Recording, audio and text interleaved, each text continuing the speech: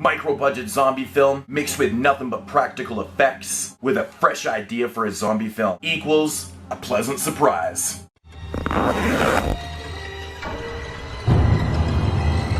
Body bags where horror lies.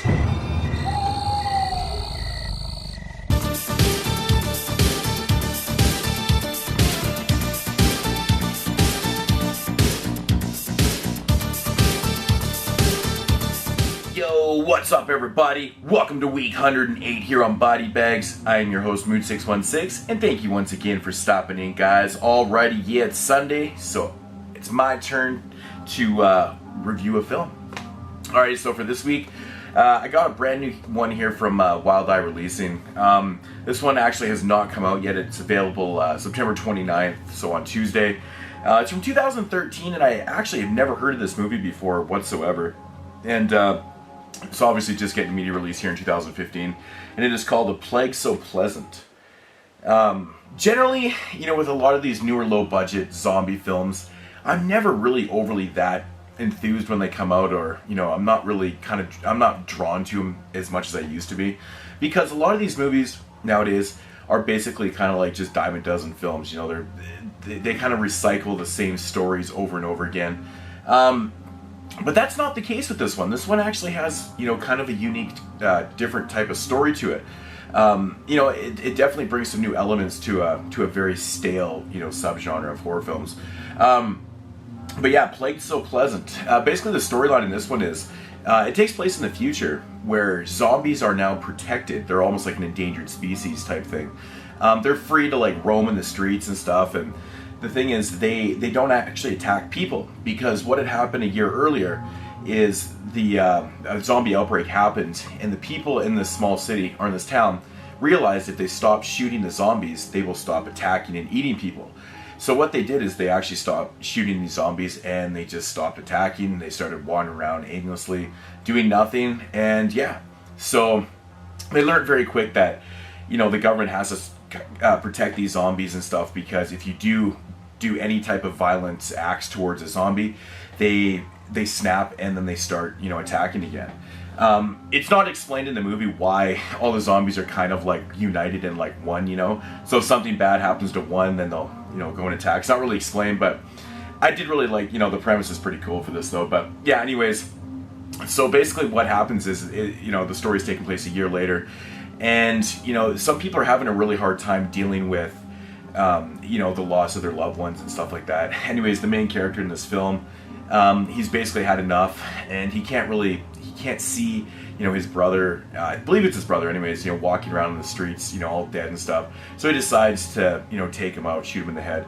And of course, another zombie attack breaks out, and now it's just basically a struggle for, you know, everyone's lives now, survival. So that's basically the premise of the film right there. Now my thoughts on this one. Yeah, I have to say, man, like I said, you know, it's definitely a very fresh idea, and it was a pleasant surprise. I really enjoyed this film. The first half an hour of this movie is actually shot in black and white, and then when that incident happens, when the zombie outbreak happens, it turns to color, which is really cool. I thought that was a really nice touch in it. Not really a lot of characters in this one. Some really good cinematography, though, I have to say. Like, it was shot pretty well, which is very surprising, because I actually looked into this one, and apparently this movie only cost about $3,000 to make, and it does look a lot bigger than that. You know, they used a lot of different, you know, settings and stuff in this small town, and it looked bigger than the budget actually was, so that was really cool. The zombies aren't like, you know, they're kind of your run-of-the-mill type looking zombies, but what do you expect for such a low-budget type film? But they weren't bad looking at all.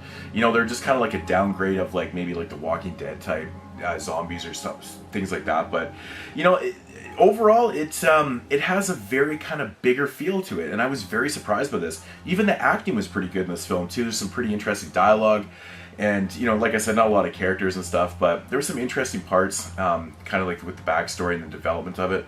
Thought it was pretty cool. But yeah, it was just a really big surprise, you know. Like I said, you know, earlier this year I reviewed Wormwood, and that one, you know, was another zombie film that brought some new ideas into a very kind of stale subgenre, you know, of zombie films, which is really cool, man. So it's just very pleasant. Bad joke, but you know, it's just a very pleasant surprise to see a film like this have these type of ideas, and you know, very you know, indie type feeling film. It's very artsy. It's a very artsy type film. It's got a very somber feel to it. The music is very soft in this. It's got a very type soft approach to it, and I really enjoyed this. It was done very well, I have to say. Not really a whole lot to say about it, you know. You know, it's low budget. It's very short. It definitely doesn't overstay its welcome at all. This one only runs about 75 minutes, so it's a quick watch, man. Like, you kind of get into it. Like, first 30 minutes are relatively slow.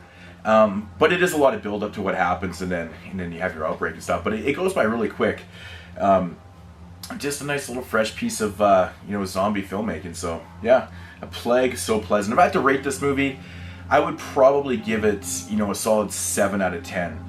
I actually did want to see a little more, but I do understand, you know, given the budget, you know, the budget constraints on this film, that why it is so short and stuff. But I was really pleasantly surprised by a lot of things in this, especially.